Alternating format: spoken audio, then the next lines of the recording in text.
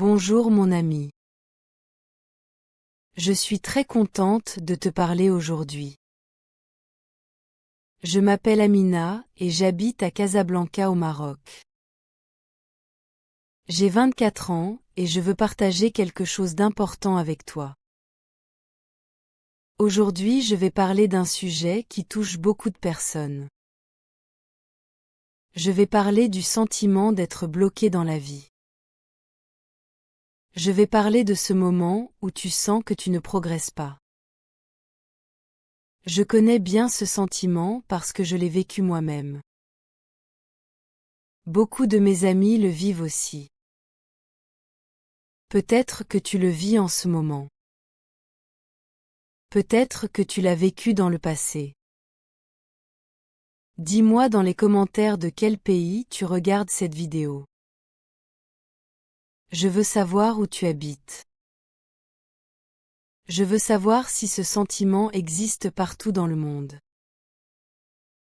Je pense que oui, mais je veux entendre ton expérience. Alors mon ami, commençons par le début. Qu'est-ce que cela veut dire exactement de se sentir bloqué? Pour moi, c'était un sentiment très difficile. Je me réveillais chaque matin avec la même routine. Je prenais mon petit déjeuner avec ma famille. Je buvais mon thé à la menthe comme tous les jours. Je regardais ma mère préparer le pain. Je voyais mon père lire son journal. Tout semblait normal de l'extérieur. Mais à l'intérieur de moi quelque chose n'allait pas. Je sentais que ma vie ne bougeait pas. Je sentais que j'étais au même endroit depuis longtemps. Chaque jour ressemblait au jour précédent. Chaque semaine était comme la semaine d'avant. J'avais l'impression de tourner en rond. Tu connais cette expression? Tourner en rond signifie faire toujours la même chose sans avancer. C'est comme marcher dans un cercle. Tu bouges, mais tu reviens toujours au même point de départ. Mon ami, je vais te raconter mon histoire personnelle. Il y a 2 ans, j'ai fini mes études à l'université. J'ai étudié la littérature française pendant 4 ans. J'aimais beaucoup mes cours. J'aimais lire les livres. J'aimais écrire des essais. J'aimais discuter avec mes professeurs et mes camarades. Pendant ces 4 années, je me sentais vivante. Je sentais que j'apprenais chaque jour. Je sentais que je grandissais comme personne. Je voyais ma progression clairement. Chaque semestre, j'apprenais de nouvelles choses. Chaque année, je devenais plus mature. Je pensais que ma vie continuerait comme ça après l'université. Je pensais que tout serait facile. Mais mon ami, la réalité était différente. La réalité était beaucoup plus difficile que je l'imaginais. Après l'université, j'ai cherché un travail. Je voulais travailler dans l'enseignement. Je voulais devenir professeur de français. Je voulais aider d'autres jeunes à apprendre cette belle langue. J'ai envoyé mon curriculum vitae à beaucoup d'écoles. J'ai envoyé des candidatures à des centres de langue. J'ai postulé pour des postes dans des entreprises privées. Mais mon ami, les réponses ne venaient pas. Parfois je recevais un mail de refus. Parfois je ne recevais aucune réponse. Les semaines passaient et ma situation ne changeait pas. Les mois passaient et j'étais toujours au même point. Je restais à la maison avec mes parents. Je n'avais pas de travail. Je n'avais pas de revenus personnels. Je dépendais financièrement de ma famille. Cette situation me faisait sentir très mal. Je me sentais inutile. Je me sentais comme un poids pour ma famille même si mes parents ne disaient rien de négatif. Alors mon ami, laisse-moi t'expliquer pourquoi ce sentiment d'être bloqué est si difficile.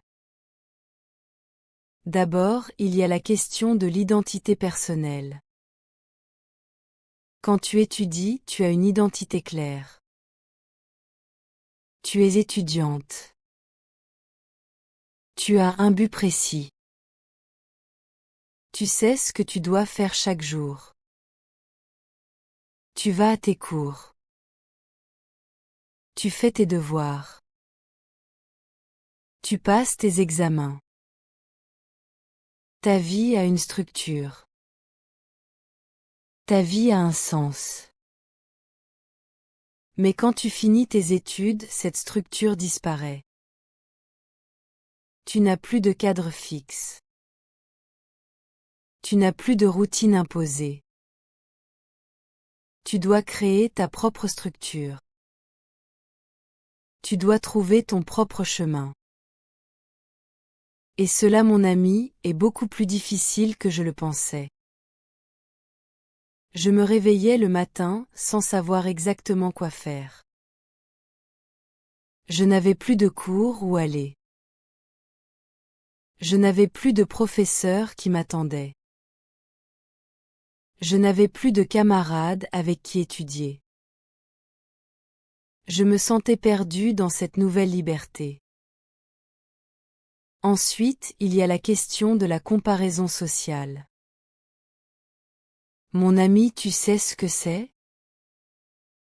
C'est quand tu te compares aux autres personnes autour de toi. C'est naturel de faire ça, mais c'est aussi très dangereux pour ton moral. J'avais des amis qui trouvaient du travail rapidement après l'université. Ma meilleure amie, Salma, a trouvé un poste dans une banque 2 mois après la fin de ses études. Mon ami d'enfance Youssef a commencé à travailler dans l'entreprise de son oncle. Ma cousine Fatima a ouvert son propre commerce de vêtements. Je voyais tous ces gens autour de moi qui avançaient dans leur vie. Je voyais leurs publications sur les réseaux sociaux. Je voyais leurs photos au travail. Je voyais leurs histoires de réussite. Et moi? Moi, j'étais toujours à la maison. Moi, je n'avais rien de nouveau à raconter. Moi, je me sentais de plus en plus en retard par rapport aux autres. Mon ami, cette comparaison me faisait beaucoup de mal. Je commençais à douter de moi-même. Je me posais beaucoup de questions négatives. Pourquoi les autres trouvent du travail et pas moi? Est-ce que je ne suis pas assez compétente? Est-ce que j'ai fait de mauvais choix pendant mes études? Est-ce que je ne suis pas assez intelligente? Est-ce que je ne mérite pas de réussir? Toutes ces questions tournaient dans ma tête jour et nuit. Elles m'empêchaient de dormir tranquillement. Elles me rendaient anxieuse et triste. Je perdais confiance en moi progressivement. Chaque jour sans progrès ajoutait un peu plus de doute dans mon esprit. Chaque refus renforçait l'idée que je n'étais pas assez bien. C'était un cercle vicieux, mon ami. Plus je doutais de moi, moins j'avais d'énergie pour chercher du travail. Moins j'avais d'énergie, moins je progressais. Moins je progressais, plus je doutais de moi. Maintenant, mon ami, je veux parler d'un autre aspect important. C'est l'attente des autres. Quand tu es jeune au Maroc, comme dans beaucoup de pays, les gens ont des attentes pour toi. Ta famille attend que tu réussisses. Tes parents ont investi beaucoup d'argent dans ton éducation. Ils ont payé tes frais universitaires. Ils ont acheté tes livres. Ils t'ont soutenu pendant 4 ans. Maintenant ils attendent naturellement que tu trouves un bon travail. Ils attendent que tu deviennes indépendante. Ils attendent que tu contribues à la maison. Mon père ne me disait jamais rien directement. Mais je voyais dans ses yeux qu'il s'inquiétait. Je voyais qu'il se demandait quand je trouverais du travail. Ma mère essayait de me rassurer. Elle me disait que tout irait bien. Elle me disait que je devais être patiente. Mais même elle commençait à montrer des signes d'inquiétude après plusieurs mois. Les voisins aussi posaient des questions. Dans notre quartier, tout le monde se connaît. Les gens se parlent beaucoup. Ils s'intéressent à la vie des autres. Quand je sortais pour acheter du pain, je rencontrais des voisines. Elles me demandaient toujours comment j'allais. Elles me demandaient si j'avais trouvé du travail. Elles me donnaient des conseils non sollicités. Elles me parlaient de leurs enfants qui avaient réussi. Elles me suggéraient de faire comme un tel ou une telle. Ces conversations étaient épuisantes, mon ami. Je savais que ces femmes ne voulaient pas me blesser. Je savais qu'elles pensaient bien faire. Mais chaque conversation me rappelait mon échec. Chaque question renforçait mon sentiment d'être bloqué. Je commençais à éviter de sortir pour ne pas avoir ces conversations. Mon ami, je veux aussi te parler de l'aspect financier. Quand tu n'as pas de travail, tu n'as pas d'argent. Cela semble évident, mais les conséquences sont profondes. Je ne pouvais plus acheter des vêtements neufs. Je ne pouvais plus aller au café avec mes amis. Je ne pouvais plus offrir des cadeaux à ma famille pour les occasions spéciales. Je dépendais de mes parents pour tout. Si je voulais prendre un taxi, je devais demander de l'argent à mon père. Si je voulais acheter un livre, je devais demander à ma mère. Cette dépendance me faisait sentir comme une enfant. J'avais 22 ans à l'époque, mais je me sentais comme si j'avais 15 ans. Je n'avais aucune autonomie financière. Je n'avais aucun contrôle sur ma vie matérielle. Cette situation affectait aussi mes relations sociales. Quand mes amis proposaient de sortir au restaurant, je devais souvent refuser.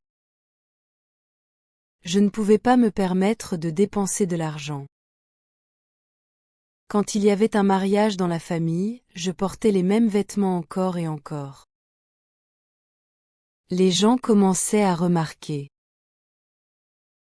Ils commençaient à faire des commentaires. Certains étaient compatissants. D'autres étaient moins gentils. Je me sentais humilié parfois. Je me sentais inférieur aux autres. Ce sentiment d'infériorité s'ajoutait au sentiment d'être bloqué. Les deux ensemble créaient une charge émotionnelle très lourde.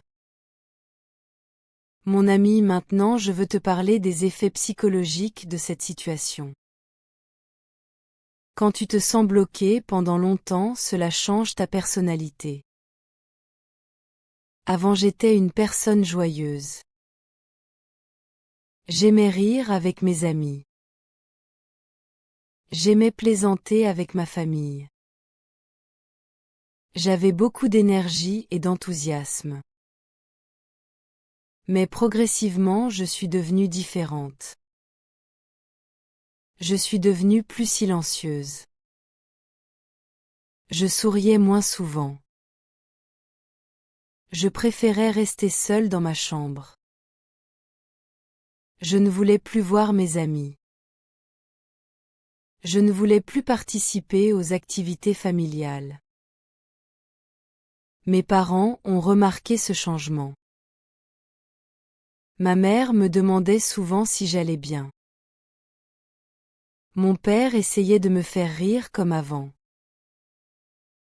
Mais rien ne fonctionnait vraiment.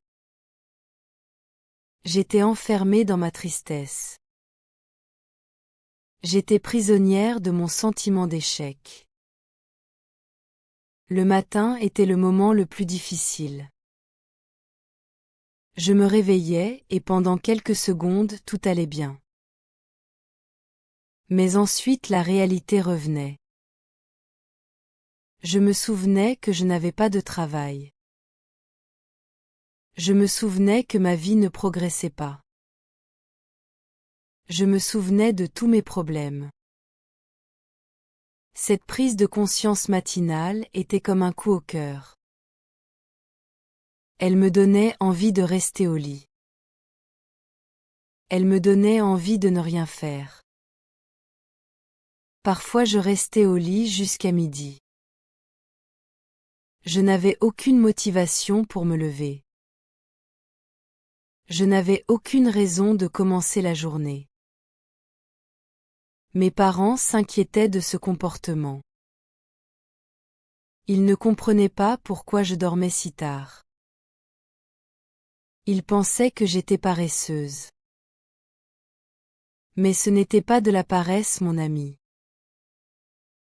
C'était du désespoir. C'était une forme de protection contre la douleur de ma situation. Mon ami, je veux être honnête avec toi. Il y avait des jours où je pleurais beaucoup. Je pleurais seule dans ma chambre. Je pleurais sous la douche pour que personne n'entende. Je pleurais la nuit quand tout le monde dormait. Ces larmes venaient de la frustration. Elles venaient de la colère contre moi-même. Elles venaient du sentiment d'impuissance. Je me sentais impuissante face à ma situation. Je sentais que rien de ce que je faisais ne changeait les choses. J'envoyais des candidatures, mais je ne recevais pas de réponse. Je cherchais des opportunités, mais je ne trouvais rien. Je faisais des efforts, mais ces efforts ne donnaient aucun résultat. Cette absence de résultat était démoralisante. Elle me faisait perdre espoir progressivement.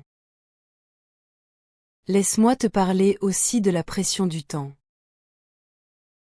Quand tu te sens bloqué, tu as l'impression que le temps passe très vite. Tu regardes le calendrier et tu réalises qu'un mois est passé. Puis 2 mois. Puis 6 mois. Puis 1 an. Le temps file, mais ta situation reste la même.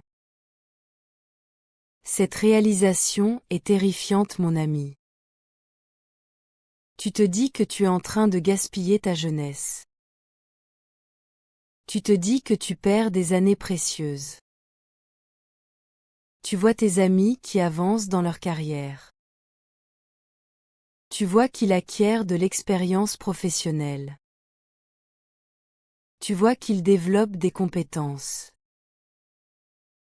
Et toi? Toi tu restes immobile. Toi tu n'apprends rien de nouveau. Toi tu ne développes aucune compétence. Cette idée me terrifiait vraiment. Je me réveillais parfois en panique. Je me disais qu'il fallait faire quelque chose rapidement. Mais quoi exactement? Je ne savais pas. Mon ami, je veux aussi parler du perfectionnisme. C'est quelque chose qui a aggravé ma situation. J'étais une étudiante brillante à l'université. J'avais de très bonnes notes. J'étais habituée à réussir dans mes études. Alors quand j'ai commencé à chercher du travail, j'avais des standards très élevés. Je voulais le travail parfait. Je voulais un salaire important. Je voulais un poste qui correspondait exactement à mes études. Je refusais certaines opportunités parce qu'elles ne me semblaient pas assez bien. Je pensais que j'étais trop qualifiée pour certains postes. Je pensais que je méritais mieux. Cette attitude était une erreur, mon ami. Elle m'a fait perdre beaucoup de temps. Elle m'a fait rater des opportunités qui auraient pu être des tremplins vers quelque chose de mieux. Le perfectionnisme créait aussi une peur de l'échec. J'avais peur de commencer quelque chose et de ne pas réussir parfaitement. J'avais peur de décevoir les gens. J'avais peur de confirmer mes doutes sur moi-même. Alors parfois je ne faisais rien du tout. Je préférais ne pas essayer plutôt que d'essayer et d'échouer. Cette logique semble absurde maintenant. Mais à l'époque elle avait du sens pour moi. Elle me protégeait de la possibilité de l'échec. Mais elle me gardait aussi dans l'immobilité. Elle me gardait dans mon état de blocage. C'était un mécanisme de défense qui me faisait plus de mal que de bien. Mon ami, maintenant je veux te parler d'un tournant important dans mon histoire. Un jour ma tante Khadija est venue nous rendre visite. Ma tante est une femme extraordinaire. Elle a vécu beaucoup de choses difficiles dans sa vie. Elle a perdu son mari jeune. Elle a dû élever ses 3 enfants seule. Elle a travaillé dur pendant des années. Mais elle est toujours restée positive et forte. Ce jour-là, elle m'a trouvée dans ma chambre. J'étais au lit, même s'il était déjà 3 heures de l'après-midi. Elle est entrée sans frapper. Elle a ouvert les rideaux pour laisser entrer la lumière. Elle s'est assise sur mon lit. Elle m'a regardé avec ses yeux pleins de sagesse. Elle m'a posé une question simple mais puissante. Elle m'a demandé ce qui me faisait le plus peur. Au début, je ne savais pas quoi répondre. Je pensais à beaucoup de choses. Puis j'ai réalisé que ma plus grande peur était de rester bloquée pour toujours. Ma plus grande peur était de devenir une adulte sans travail et sans avenir. Ma plus grande peur était de décevoir tout le monde, y compris moi-même. Quand j'ai dit tout cela à ma tante, elle a hoché la tête. Elle a pris ma main dans la sienne. Elle m'a raconté sa propre histoire. Elle m'a dit qu'elle aussi s'était sentie bloquée après la mort de son mari. Elle m'a dit qu'elle avait passé des mois à pleurer et à ne rien faire. Elle m'a dit qu'elle avait pensé que sa vie était finie. Mais un jour ma tante a pris une décision. Elle a décidé que même si elle ne pouvait pas changer certaines choses, elle pouvait changer son attitude. Elle a décidé de se concentrer sur ce qu'elle pouvait contrôler. Elle ne pouvait pas ramener son mari. Elle ne pouvait pas changer le passé. Mais elle pouvait décider de ses actions présentes. Elle pouvait décider de chercher du travail. Elle pouvait décider de prendre soin de ses enfants. Elle pouvait décider de construire une nouvelle vie. Cette conversation avec ma tante a été un moment décisif pour moi. Elle m'a fait réaliser quelque chose d'important. Je me concentrais trop sur les choses que je ne pouvais pas contrôler.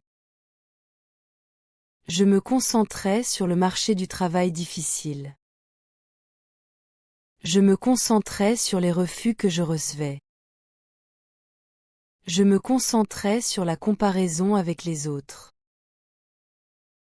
Mais je ne me concentrais pas assez sur mes propres actions. Mon ami, ce jour-là, j'ai commencé à changer ma perspective. J'ai commencé à penser différemment. Au lieu de me demander pourquoi j'étais bloqué, j'ai commencé à me demander ce que je pouvais faire pour débloquer ma situation. C'est une petite différence dans la question, mais elle change tout. La première question te met en position de victime. La deuxième question te met en position d'acteur. Quand tu es victime, tu attends que les choses changent. Quand tu es acteur, tu crées le changement. J'ai décidé de devenir acteur de ma propre vie. J'ai décidé de ne plus attendre passivement que les opportunités viennent à moi. La première chose que j'ai faite était de changer ma routine matinale. J'ai décidé de me lever tous les jours à 7 heures. Même si je n'avais pas de travail, je me levais tôt. Je prenais une douche. Je m'habillais correctement. Je prenais mon petit déjeuner avec ma famille. Cette simple routine me donnait un sentiment de structure. Elle me faisait sentir plus productive. Elle me donnait de l'énergie pour commencer la journée. Au début, c'était difficile. Mon corps voulait rester au lit. Mon esprit me disait que ce n'était pas nécessaire. Mais je me forçais à le faire quand même. Après quelques semaines, cela est devenu plus facile. Cela est devenu une habitude. Ensuite, j'ai créé un emploi du temps pour mes journées. Même sans travail, je pouvais organiser mon temps. Le matin, je consacrais 2 heures à chercher des opportunités d'emploi. Je cherchais sur Internet. Je contactais des entreprises. J'envoyais des candidatures. Mais au lieu de faire cela de façon désorganisée, je le faisais de façon structurée. Je notais toutes les candidatures que j'envoyais. Je suivais les réponses que je recevais. Je relançais les entreprises après une semaine si je n'avais pas de nouvelles. Cette organisation me donnait un sentiment de contrôle. Je sentais que je faisais quelque chose de concret. L'après-midi, je décidais d'utiliser mon temps pour développer mes compétences. Je ne pouvais pas gagner de l'expérience professionnelle sans travail. Mais je pouvais apprendre de nouvelles choses. J'ai commencé à suivre des cours en ligne gratuits. J'ai appris les bases du marketing digital. J'ai amélioré mes compétences en informatique. J'ai commencé à créer du contenu en français sur les réseaux sociaux. Ces activités servaient plusieurs objectifs. D'abord, elles me permettaient d'apprendre quelque chose d'utile. Ensuite elle me donnait quelque chose à mettre sur mon curriculum vitae. Enfin elle me faisait sentir productive. Je n'étais plus une personne qui ne faisait rien. J'étais une personne qui apprenait et qui se développait. Mon ami, je veux aussi te parler de l'importance de l'activité physique. Quand tu te sens bloqué mentalement, ton corps en souffre aussi. J'avais pris du poids pendant cette période difficile. Je mangeais mal. Je ne bougeais pas assez. Je restais assise ou allongée la plupart du temps. Ma tante m'a conseillé de commencer à marcher. Elle m'a dit que l'exercice physique aidait l'esprit. Au début, j'étais sceptique. Je ne voyais pas comment marcher pouvait résoudre mes problèmes. Mais j'ai décidé d'essayer quand même. J'ai commencé à marcher 30 minutes chaque soir. Je marchais dans notre quartier. Je marchais le long de la corniche quand j'avais l'argent pour le transport. Ces marches sont devenues très importantes pour moi. Elles me donnaient du temps pour réfléchir. Elles me permettaient de sortir de la maison. Elles me faisaient sentir mieux physiquement. Après quelques semaines, je remarquais des changements. Je dormais mieux la nuit. J'avais plus d'énergie pendant la journée. Mon humeur s'améliorait. L'exercice physique libère des endorphines dans le cerveau. Ce sont des substances chimiques qui te font sentir bien. Je ne connaissais pas ces détails scientifiques à l'époque. Mais je sentais les effets positifs. Je sentais que quelque chose changeait en moi. Je commençais à avoir une petite lumière au bout du tunnel.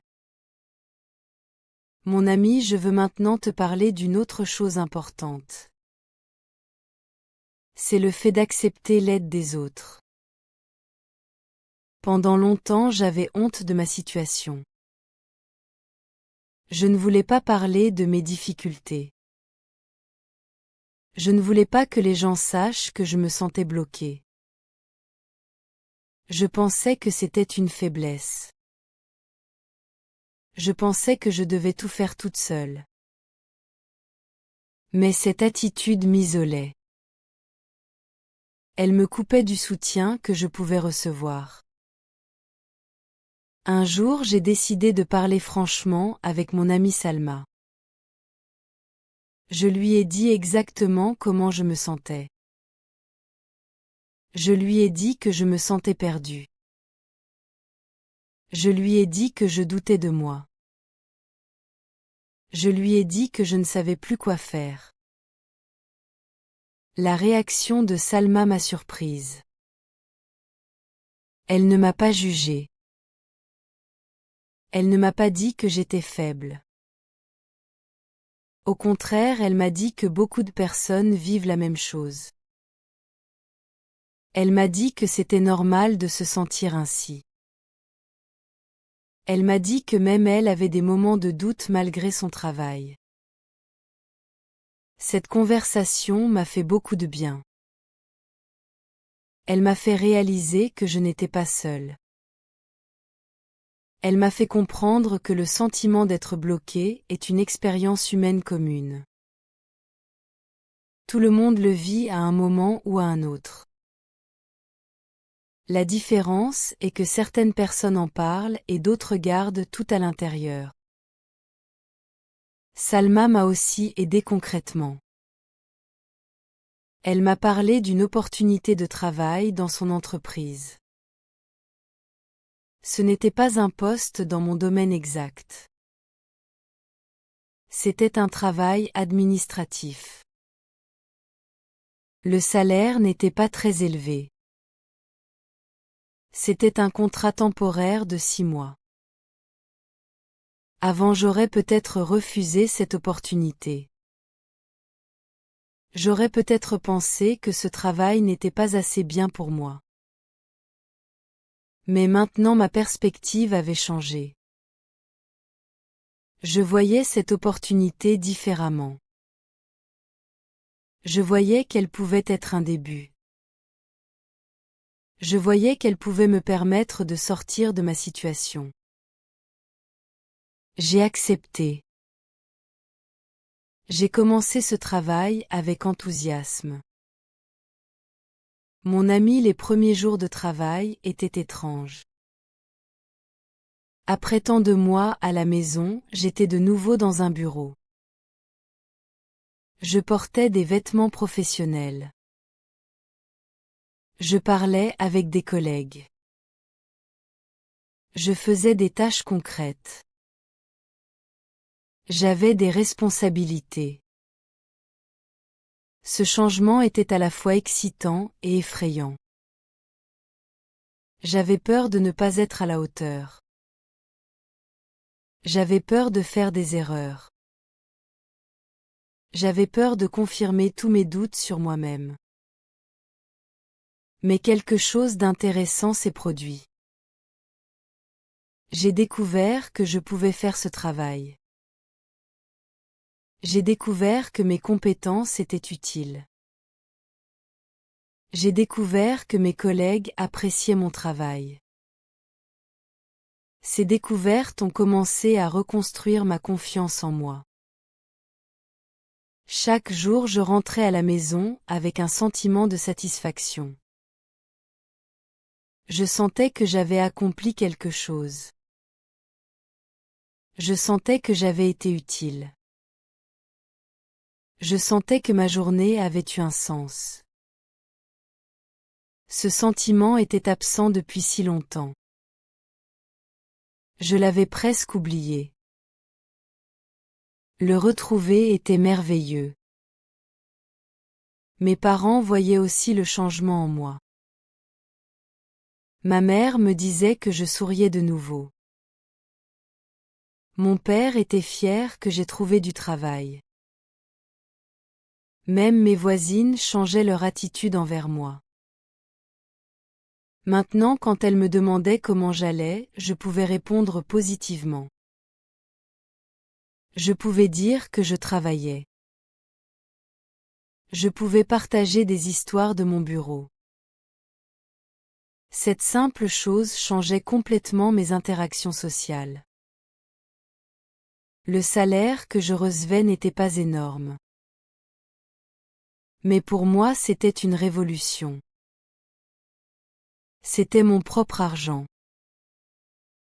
C'était le résultat de mon propre travail. Je pouvais maintenant sortir avec mes amis sans demander de l'argent à mes parents. Je pouvais acheter un cadeau pour l'anniversaire de ma mère. Je pouvais contribuer aux dépenses de la maison. Cette autonomie financière me donnait un sentiment de dignité. Je n'étais plus dépendante.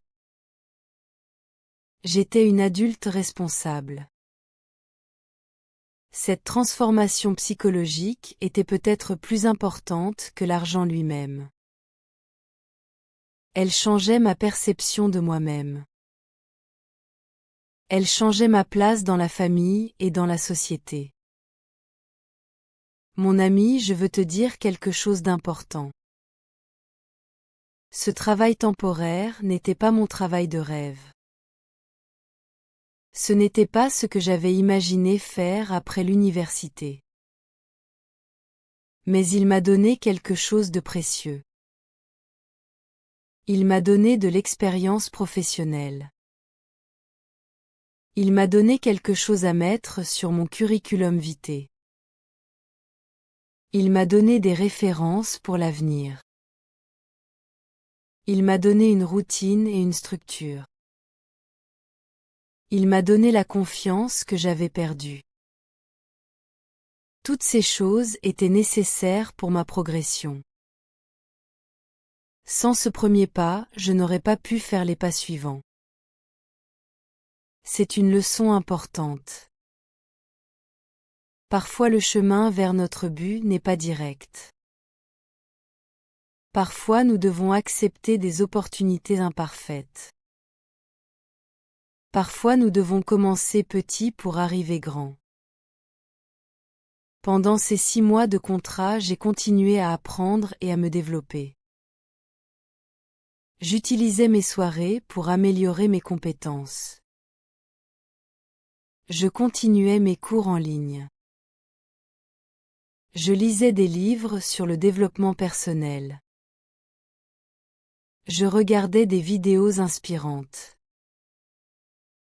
Je parlais avec des gens qui travaillaient dans des domaines qui m'intéressaient. J'allais à des événements de networking quand c'était possible. Toutes ces actions créaient des opportunités. Elles ouvraient des portes. Elles me faisaient rencontrer des personnes intéressantes. L'une de ces personnes était un homme qui dirigeait un centre de langue. Nous avons parlé lors d'un événement sur l'éducation. Je lui ai parlé de ma passion pour l'enseignement. Je lui ai parlé de mes études en littérature française. Quelques semaines plus tard, cet homme m'a contacté.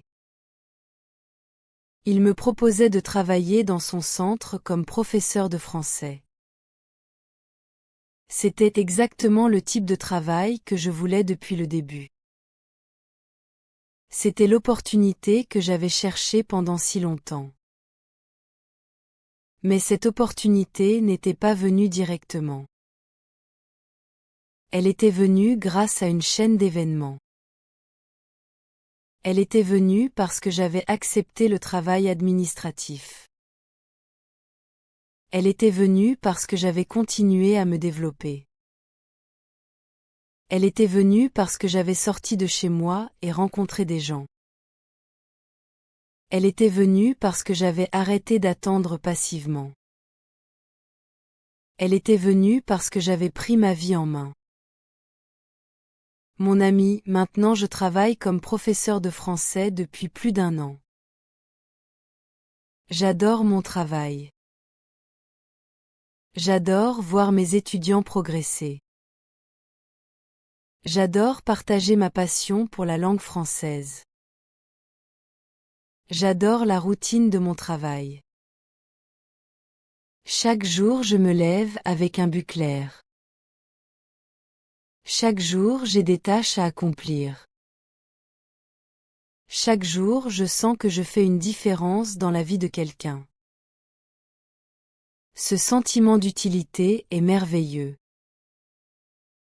Il remplit ma vie de sens et de satisfaction. Quand je pense à cette période où je me sentais bloquée, elle me semble maintenant très lointaine.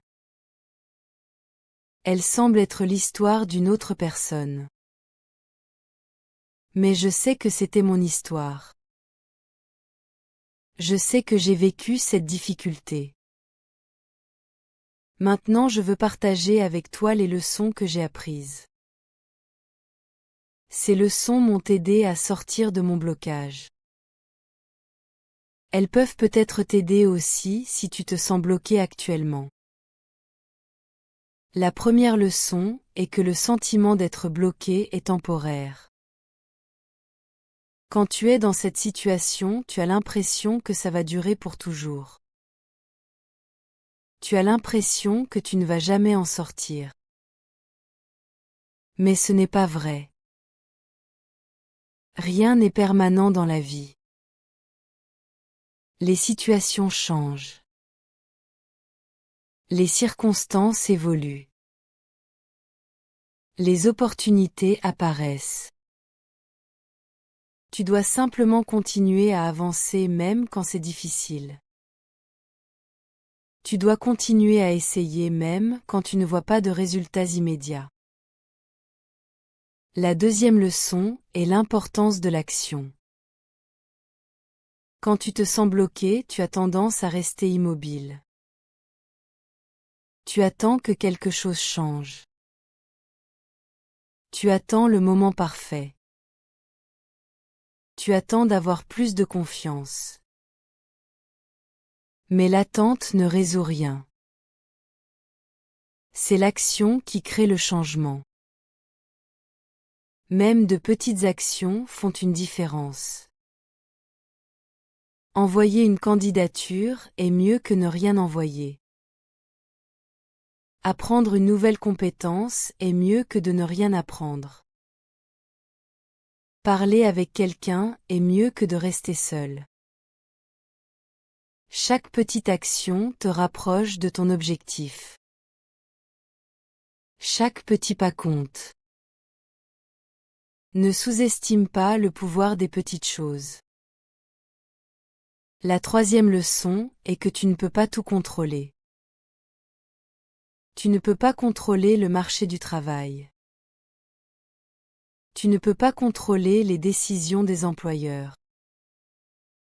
Tu ne peux pas contrôler ce que les autres pensent de toi. Mais tu peux contrôler tes propres actions. Tu peux contrôler ton attitude. Tu peux contrôler tes efforts. Tu peux contrôler comment tu utilises ton temps. Concentre ton énergie sur ces choses que tu peux contrôler. Ne gaspille pas ton énergie à t'inquiéter des choses que tu ne peux pas changer. C'est plus facile à dire qu'à faire, je le sais. Mais c'est très important. La quatrième leçon est que la comparaison avec les autres est dangereuse. Chaque personne a son propre chemin. Chaque personne a ses propres défis. Chaque personne progresse à son propre rythme. Ce que tu vois sur les réseaux sociaux n'est pas la réalité complète. Les gens montrent seulement leur succès.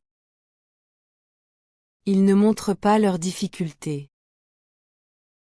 Ils ne montrent pas leurs échecs. Ils ne montrent pas leurs doutes. Si tu te compares constamment aux autres, tu seras toujours malheureux. Il y aura toujours quelqu'un qui semble plus avancé que toi. Il y aura toujours quelqu'un qui semble avoir plus de succès. Mais cela ne veut rien dire sur ta propre valeur. Concentre-toi sur ton propre progrès. Compare-toi à toi-même dans le passé et non aux autres dans le présent. La cinquième leçon est l'importance de demander de l'aide. Notre culture au Maroc valorise l'indépendance. Nous apprenons qu'il faut être fort. Nous apprenons qu'il faut se débrouiller seul. Mais cette mentalité peut nous isoler. Elle peut nous empêcher de recevoir le soutien dont nous avons besoin. Demander de l'aide n'est pas une faiblesse. C'est une force. C'est un signe d'intelligence et de maturité. Les personnes qui réussissent savent demander de l'aide. Elles savent créer des réseaux de soutien. Elles savent que personne ne réussit complètement seul. Nous avons tous besoin des autres à un moment ou à un autre. La sixième leçon est que le perfectionnisme peut être un obstacle. Vouloir faire bien les choses est bon. Mais vouloir que tout soit parfait est paralysant. Le perfectionnisme te fait reporter les choses. Il te fait refuser des opportunités qui ne sont pas parfaites. Il te garde dans l'immobilité. Il vaut mieux faire quelque chose d'imparfait que de ne rien faire du tout. Il vaut mieux commencer et ajuster en cours de route. Il vaut mieux accepter une opportunité imparfaite qui peut mener ailleurs. La perfection n'existe pas. C'est une illusion qui nous empêche de progresser. La 7e leçon est l'importance de la patience. Les changements significatifs prennent du temps. Tu ne vas pas transformer ta vie en une semaine. Tu ne vas pas atteindre tous tes objectifs en un mois. La progression est souvent lente et graduelle. Elle est parfois invisible au quotidien. Mais si tu regardes en arrière, après plusieurs mois, tu verras la différence. Tu verras que tu as avancé, même si tu ne le sentais pas jour après jour. Cette patience est difficile à pratiquer. Nous vivons dans un monde qui valorise la vitesse. Nous voulons des résultats immédiats. Mais certaines choses ne peuvent pas être accélérées. Certaines choses nécessitent du temps. Accepte ce rythme naturel de progression. La 8e leçon est que ton identité n'est pas définie par ta situation professionnelle. Quand je n'avais pas de travail, je pensais que je n'étais personne. Je pensais que ma valeur dépendait de mon statut professionnel.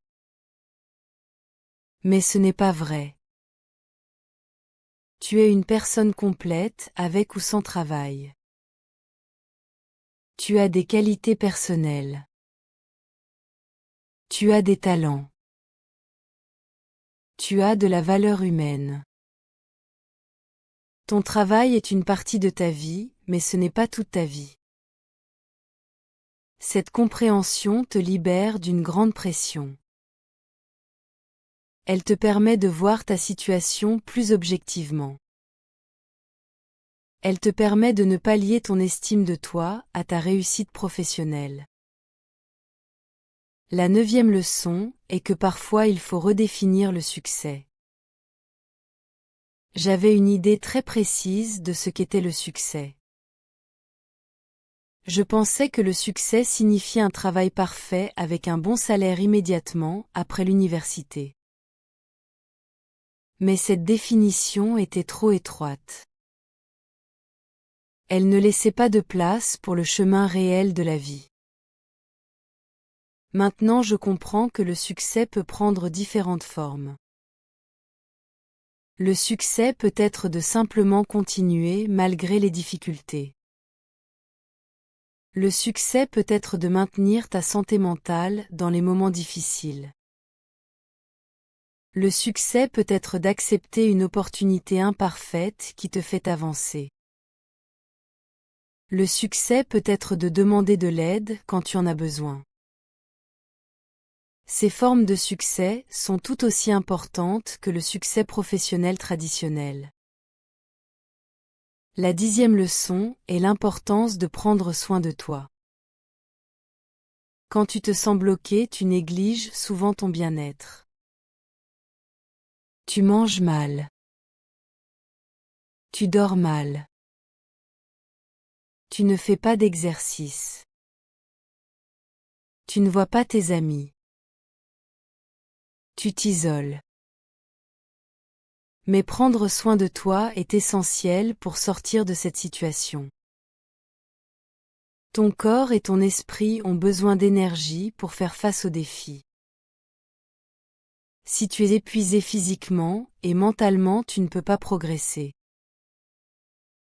Alors mange bien. Dors suffisamment. Bouge ton corps. Passe du temps avec des gens qui t'aiment. Fais des activités qui te font plaisir. Ces choses ne sont pas des luxes. Elles sont des nécessités. Elles te donnent la force de continuer. Mon ami, maintenant je veux te parler de ce que j'ai appris sur la notion de progrès. Pendant longtemps, j'avais une vision linéaire du progrès. Je pensais que progresser signifiait avancer en ligne droite. Je pensais que chaque jour devait être meilleur que le précédent. Je pensais que le progrès était constant et visible. Mais j'ai appris que ce n'est pas comme ça que ça fonctionne. Le progrès est souvent chaotique. Il y a des hauts et des bas. Il y a des jours où tu avances et des jours où tu recules. Il y a des périodes de stagnation et des périodes de croissance rapide. Tout cela est normal.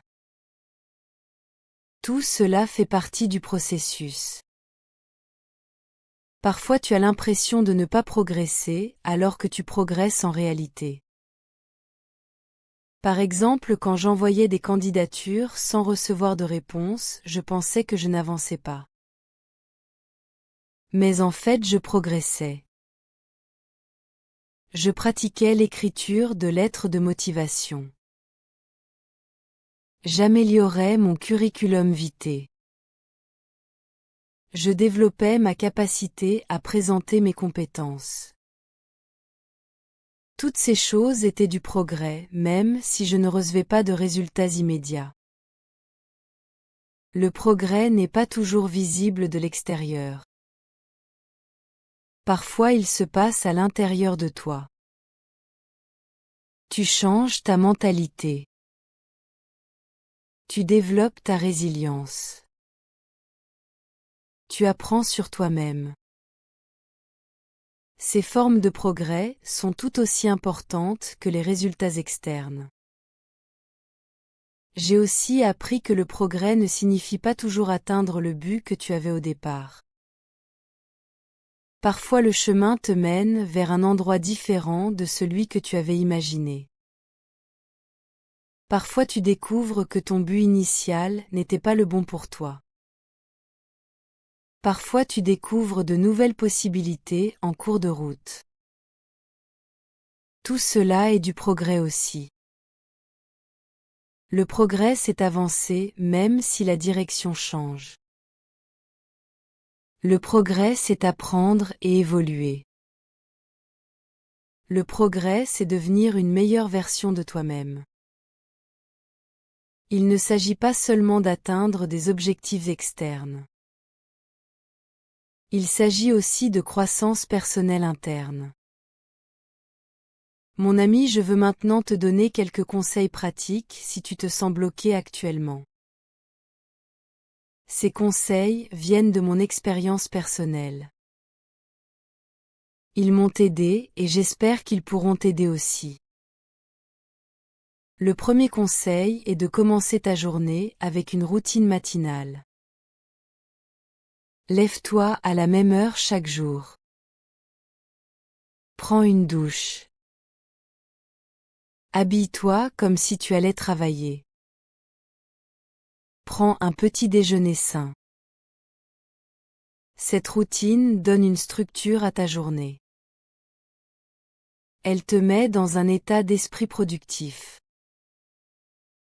Elle te fait sentir que ta journée a commencé officiellement. Le deuxième conseil est de créer un plan hebdomadaire. Assieds-toi chaque dimanche et planifie ta semaine. Décide ce que tu vas faire chaque jour. Fixe-toi des objectifs réalistes. Ces objectifs ne doivent pas être énormes. Ils doivent être atteignables. Par exemple, décide d'envoyer 5 candidatures cette semaine. Ou décide de contacter 3 personnes dans ton réseau. Ou décide d'apprendre une nouvelle compétence en ligne. Écris ces objectifs sur un papier. Accroche ce papier dans ta chambre où tu peux le voir. Coche les objectifs quand tu les atteins. Cette visualisation de tes accomplissements te motive à continuer. Le troisième conseil est de limiter ton temps sur les réseaux sociaux. Les réseaux sociaux peuvent être utiles. Mais ils peuvent aussi être toxiques quand tu te sens bloqué. Tu vois constamment les réussites des autres. Tu te compares constamment. Tu te sens constamment inadéquat. Alors limite ton temps sur ces plateformes. Peut-être 1 heure par jour maximum. Utilise le reste de ton temps pour des activités plus productives. Utilise ce temps pour apprendre. Utilise ce temps pour te développer. Utilise ce temps pour prendre soin de toi. Le 4e conseil est de sortir de chez toi régulièrement. Même si tu n'as pas de travail, ne reste pas enfermé à la maison. Va marcher. Va à la bibliothèque. Va dans un café. Va voir des amis. Le simple fait de changer d'environnement fait du bien à ton moral. Cela te donne de nouvelles perspectives. Cela te fait sentir plus connecté au monde. L'isolement renforce le sentiment d'être bloqué. Le contact avec l'extérieur le diminue. Le 5e conseil est de célébrer les petites victoires. Chaque petit progrès mérite d'être reconnu. Tu as envoyé une candidature aujourd'hui? Bien. Tu as appris quelque chose de nouveau? Excellent. Tu as parlé avec un contact professionnel? Magnifique. Ne minimise pas ces accomplissements. Ils comptent. Ils sont des pas vers ton objectif. Prends un moment pour te féliciter. Écris dans un journal tes accomplissements quotidiens. À la fin de la semaine, relis ces notes. Tu verras que tu as fait plus que ce que tu pensais. Le 6e conseil est de développer une compétence complémentaire. Si tu as étudié dans un domaine spécifique, apprends quelque chose dans un autre domaine. Par exemple, si tu as étudié les lettres, apprends le marketing. Si tu as étudié les sciences, apprends la communication. Ces compétences complémentaires te rendent plus attractif pour les employeurs. Elles ouvrent de nouvelles possibilités. Elles te donnent plus d'options. Il existe beaucoup de cours gratuits en ligne. Il existe beaucoup de ressources disponibles. Profite de ce temps pour t'améliorer. Le 7e conseil est de faire du bénévolat si c'est possible. Le bénévolat te permet de sortir de la maison. Il te permet de faire quelque chose d'utile. Il te permet de rencontrer des gens. Il te donne de l'expérience que tu peux mettre sur ton curriculum vitae. Il te fait sentir que tu contribues à quelque chose de plus grand que toi. Ce sentiment de contribution est très important pour le moral. Il combat le sentiment d'inutilité qui accompagne souvent le blocage. Le 8e conseil est de parler avec des personnes qui ont vécu la même chose. Cherche des groupes de soutien. Cherche des communautés en ligne. Parle avec des amis qui ont connu des difficultés similaires. Ces conversations te font réaliser que tu n'es pas seul. Elles te donnent de l'espoir. Elles te montrent que d'autres ont surmonté cette situation. Elles te donnent des idées et des stratégies. Elles créent un sentiment de solidarité qui est réconfortant. Le 9e conseil est de maintenir une activité créative. Fais quelque chose que tu aimes juste pour le plaisir. Écris. Dessine. Cuisine. Joue de la musique. Fais de l'artisanat. Ces activités créatives sont thérapeutiques. Elles te donnent un sentiment d'accomplissement. Elles te permettent d'exprimer tes émotions. Elles te rappellent que tu as des talents et des passions. Elles équilibrent la frustration de la recherche d'emploi avec le plaisir de la création. Le 10e conseil est de consulter un professionnel si tu en as besoin.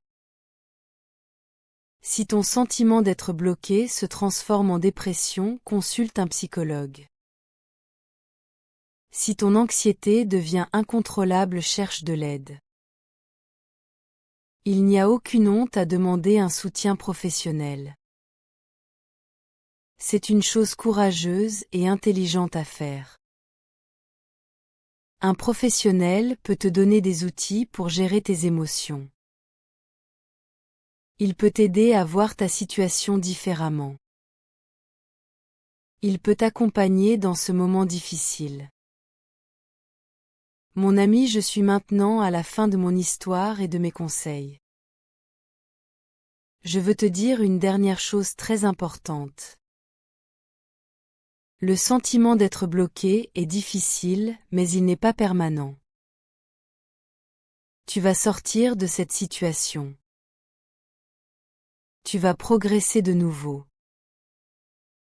Tu vas retrouver ta confiance.